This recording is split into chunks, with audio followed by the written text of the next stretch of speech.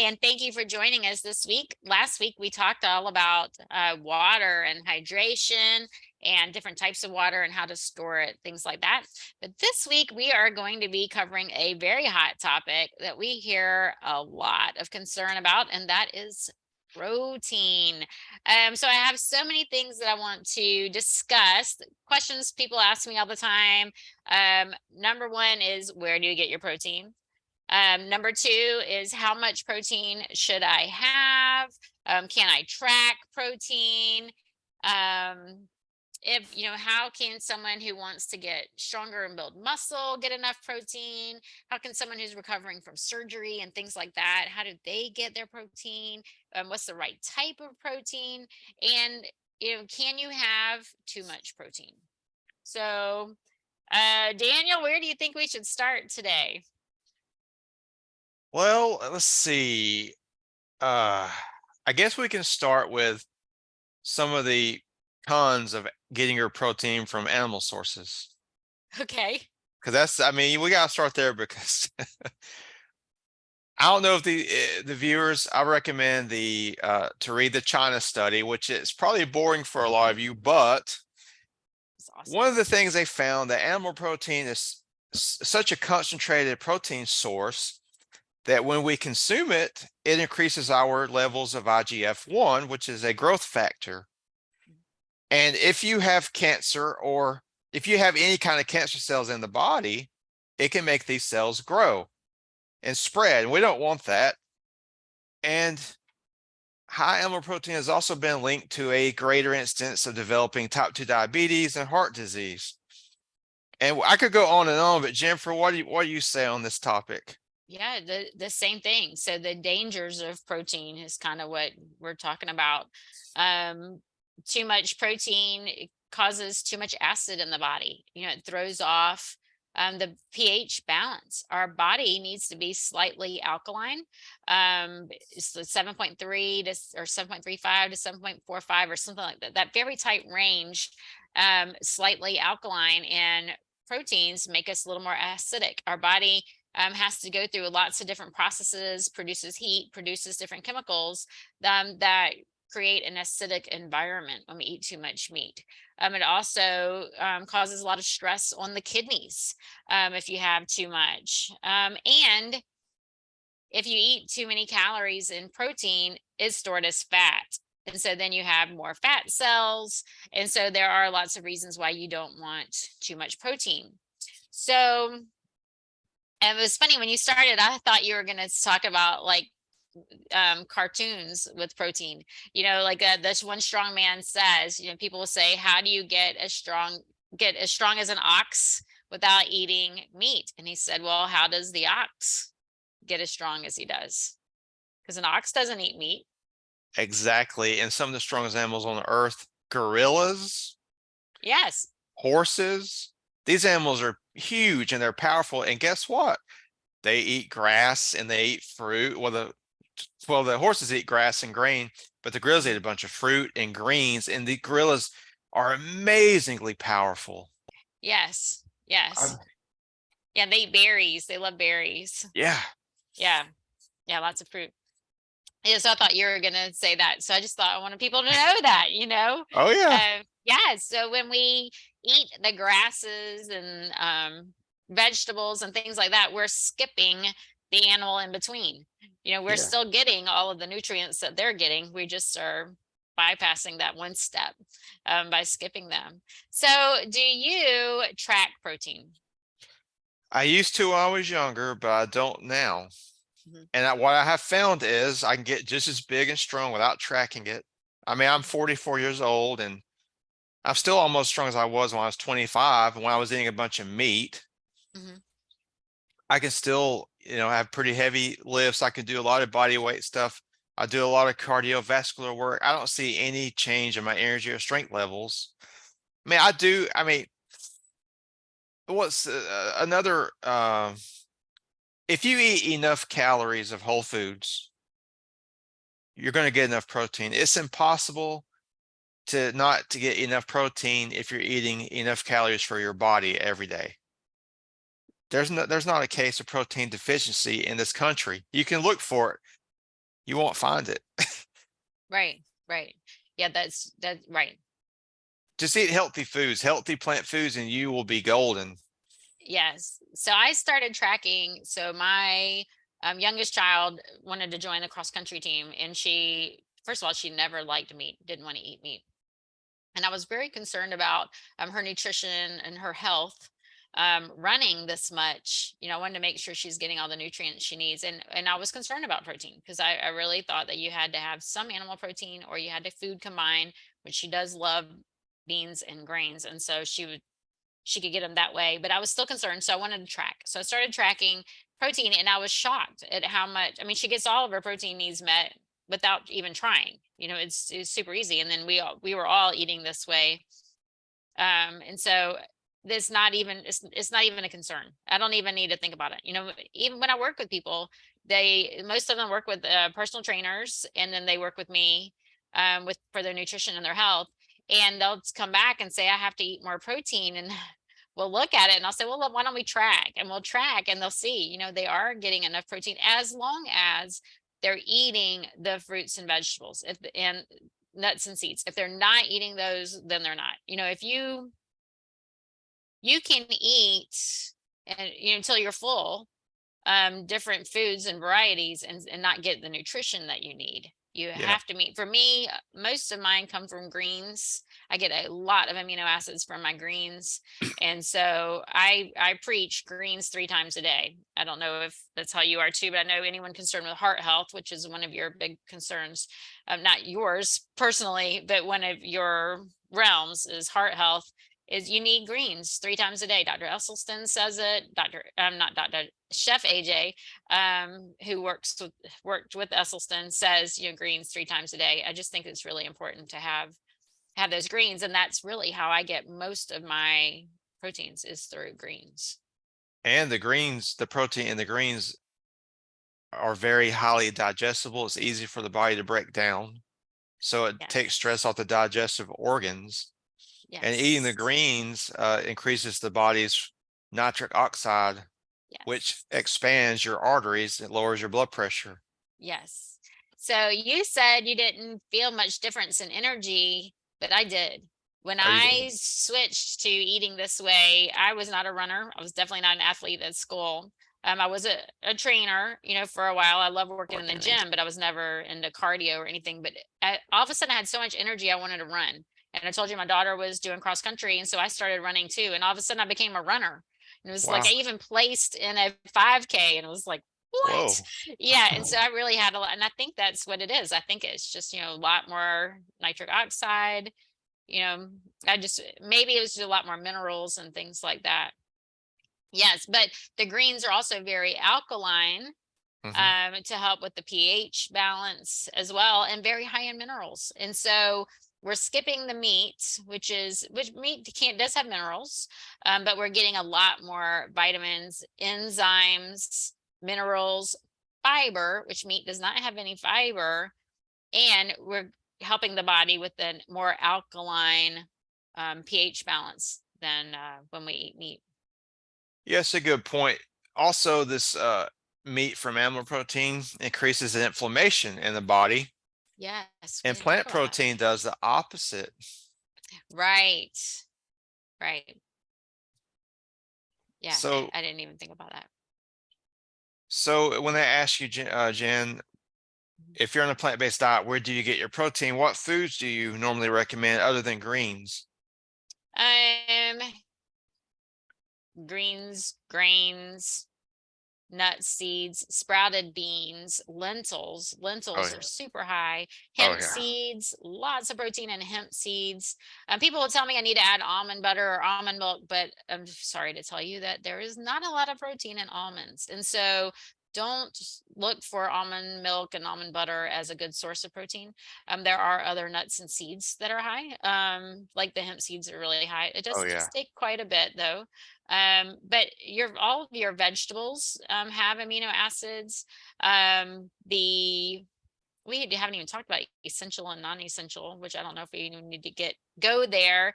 But your grains, even brown rice, quinoa is Yeah. really high. in amino acids. I keep saying protein, but I mean amino acids. Yeah. Yeah, so any of those millets, amaranth, those are all really high, your grains. Yeah. The point is we're trying to make is if you eat a well-balanced whole food plant-based diet, you will get more than enough protein. I have tracked before on Chronometer. Mhm. You will be Yes, amazed about, I mean, if I eat everything I eat in a day, I probably get 80 to 100 grams of protein, which is more than enough because the human body only needs 30 grams a day to survive. right, right. Yeah, I think most people is it 0.8, 0.6 to 0.8 Yep. grams per body weight. Is that Yeah, right? I think it's per Per kilogram of body. kilogram, Yeah. per kilogram of body weight.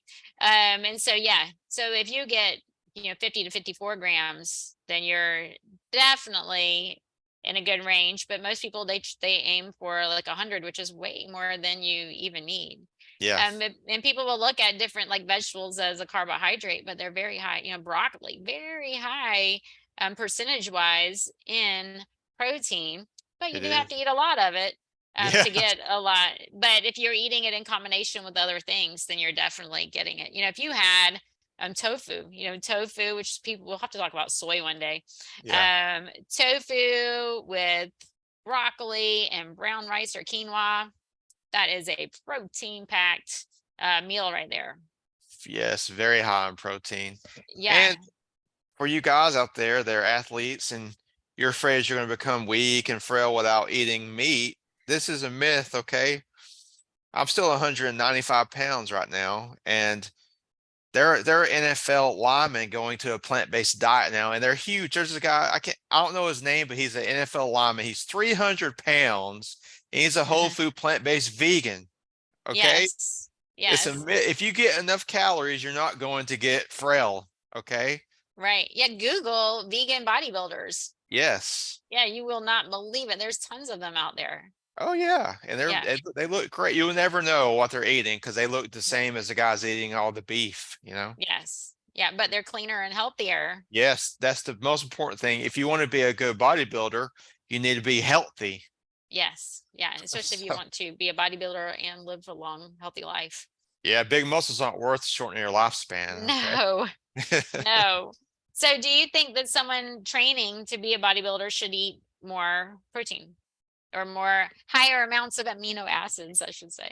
Yeah, they should eat more than a normal person, but they don't have to eat as much as the tabloids tell you need like 300 grams of protein a day. Look, if you eat 300 grams of protein a day, you're going to start to develop problems. You're going to start to develop gallstones.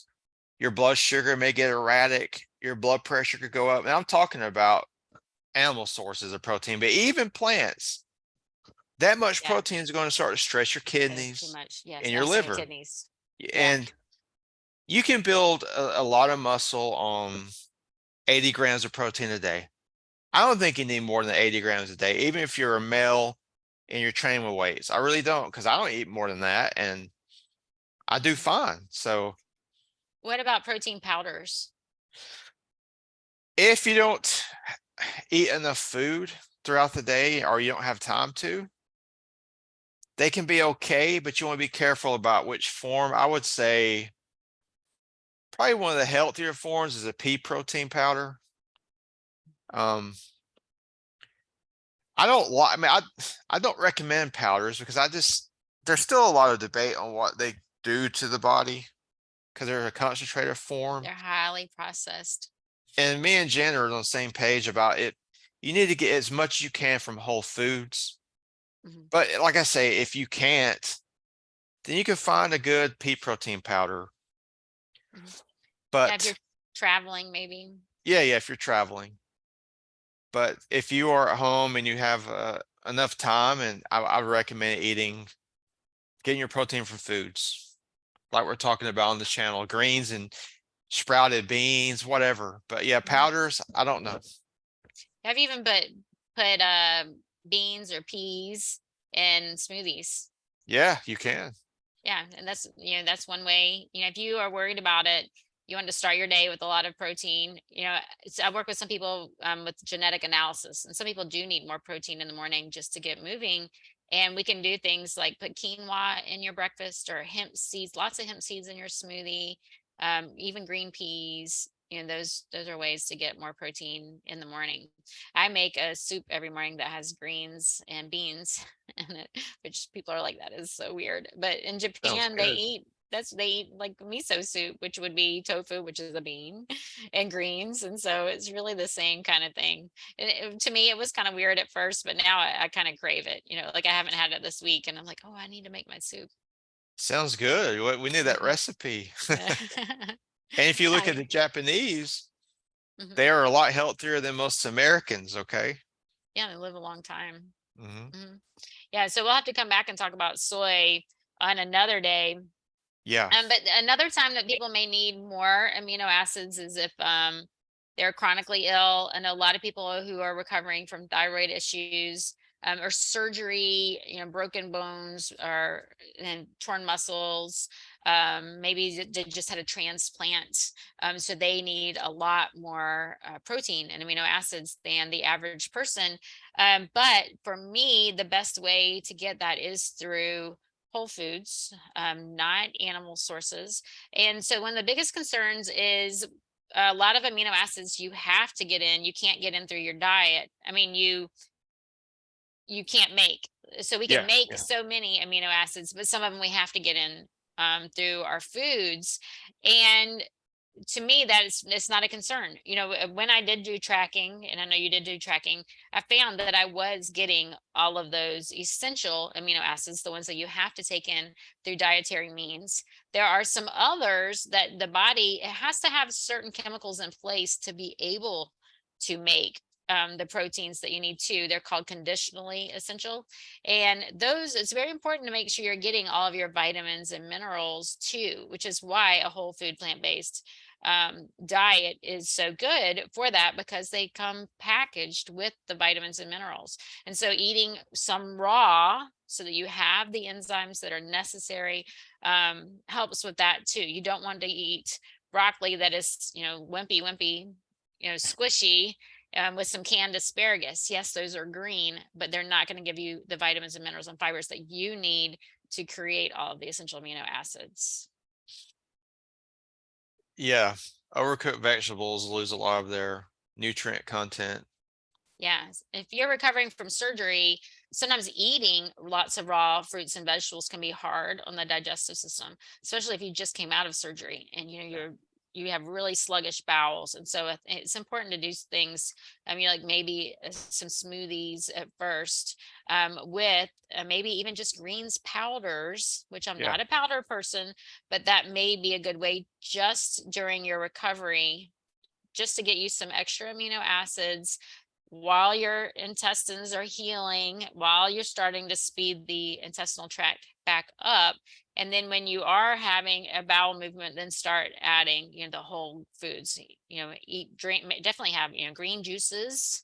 There's Yeah. no fiber in your green juices and things like that, that will give you some amino acids and vitamins and minerals to help with the rebuilding process. Yeah. That sounds like really good advice. I mean, anytime you're ill, especially if you're like even well, if you have cancer, a lot of times it's hard for your body to assimilate food. So it's easier for the body to assimilate smoothies and juices. And Mhm. the green juices can be high in protein, Yeah. depending on which vegetables But you choose. your combination. Yeah. Yeah. Yeah. What's a good combo for that?